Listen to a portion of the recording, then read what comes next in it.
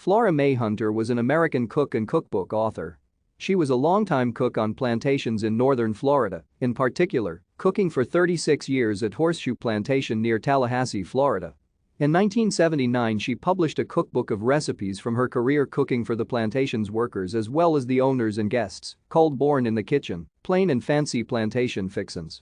In 1988 she was awarded a Florida Folk Heritage Award for her contributions to the cultural resources of the state. Flora Mae Ross was born in 1910 or 1911 on Spring Hill Plantation in Thomas County, Georgia, near the Florida border. Her father Eddie was a handyman on the plantation, and her mother Leslie a cook. Flora Mae had a sister and a brother. They moved to Tallahassee, Florida, in 1914.